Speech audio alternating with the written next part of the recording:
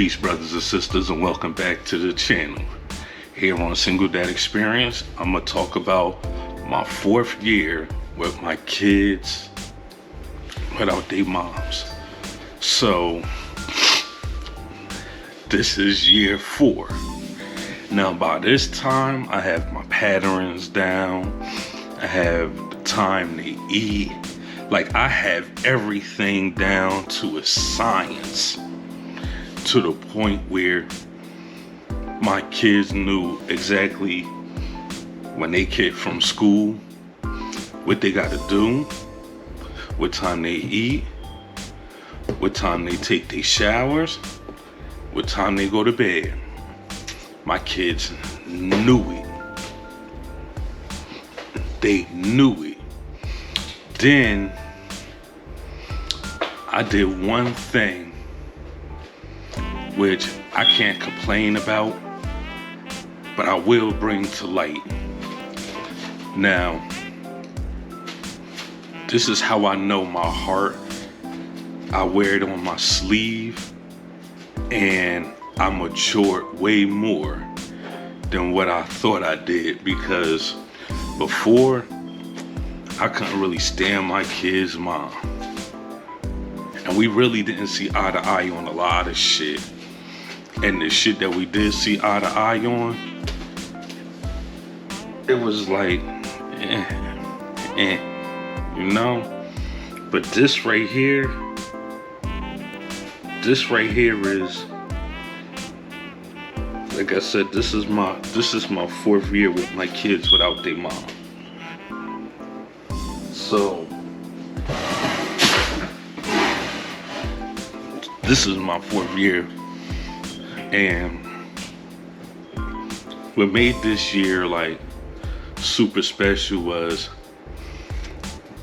and I'm not gonna say that's special because it's painful, but it's a lot easier when you don't have to answer the questions no more, was when my kids stopped asking, about their mom.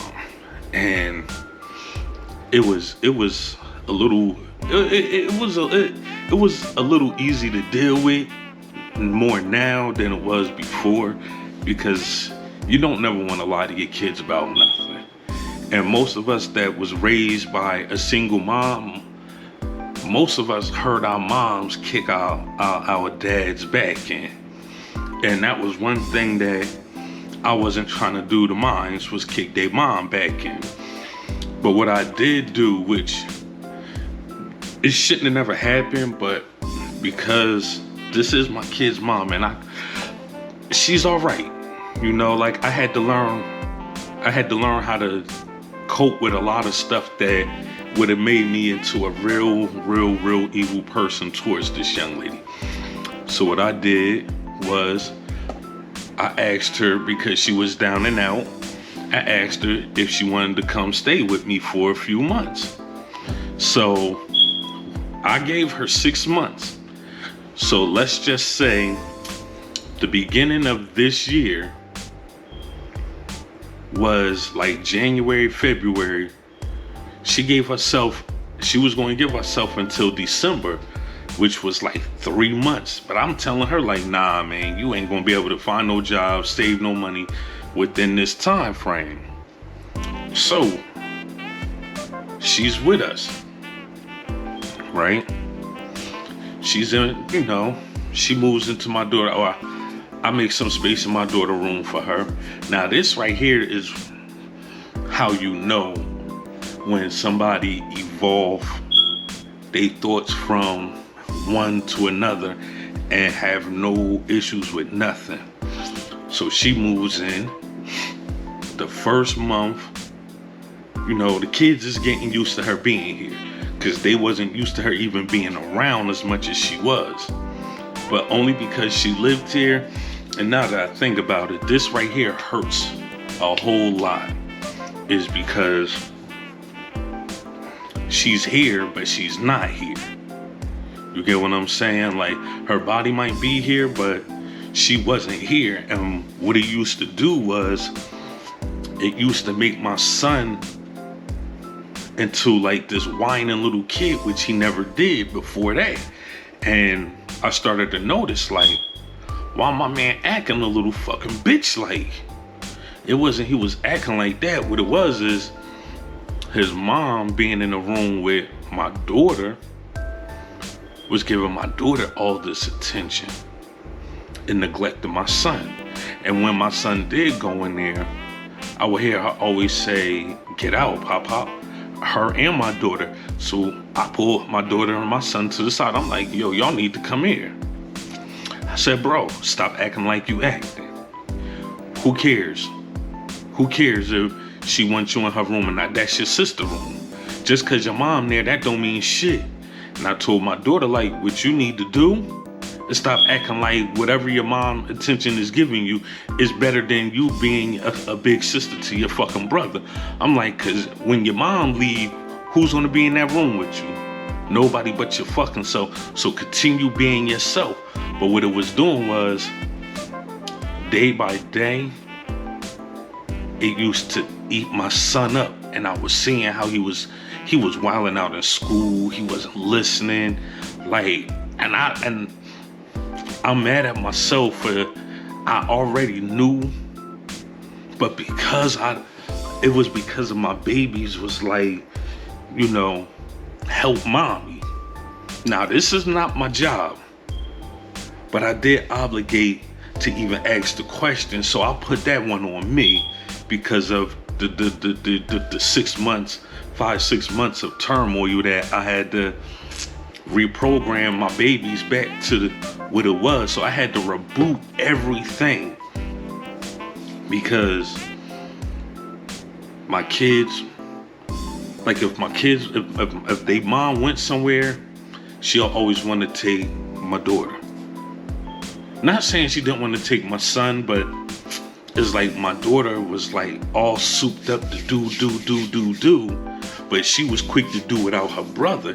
And I had to tell my daughter, like, you need to calm down with that shit because it's two of y'all, not one of y'all. Like, do daddy do more for your brother than he do for you? And my daughter was like, no, so who cares if, and that's the thing that I had to reboot was for the fact that they mom was so much on my daughter. Everything had to be her and my daughter. And I'm like, no, you got a son too. You got a son. So what that did was that put a whole lot of pressure on my plate because I had to really sit down and explain to my son, stop doing the shit you doing in school. Because I was getting these phone calls from your teachers and the principal, like it was stuff that my son was doing once they mom moved in that he never did prior to none of this shit. Now he way better now, but it was like, okay, you doing stuff I never seen you do, bro. So what's going on with that? But I'm asking myself these questions, and when I realized what the problem was, here come the solution. Hey, yo, sweetie,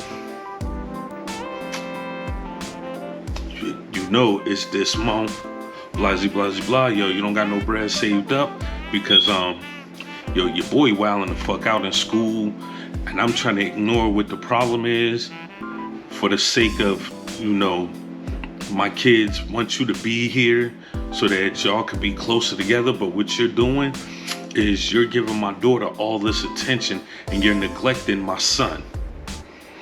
Stop giving that girl this attention. If you're going to give attention, you got to give it out equally. And stop telling this boy to get the fuck out that room, because that's not even your room. Like, I had to really break shit down, and you're not paying no rent. You're not paying no bills, and you're eating for free. So what's that telling you?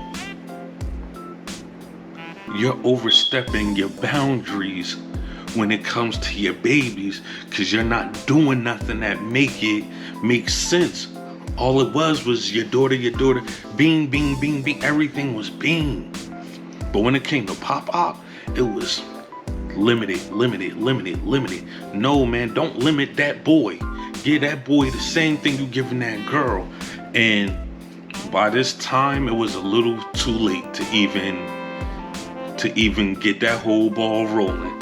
So the last straw was I got a call from the principal about my son disrespected the teacher.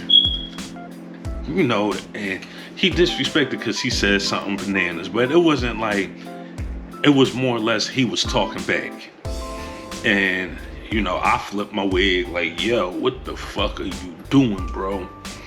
But by time I handled that with the school and my son, they mom, and I told her I don't care how you feel. It don't, you know, none of that shit means nothing to me. I said, yo, you wildin' out.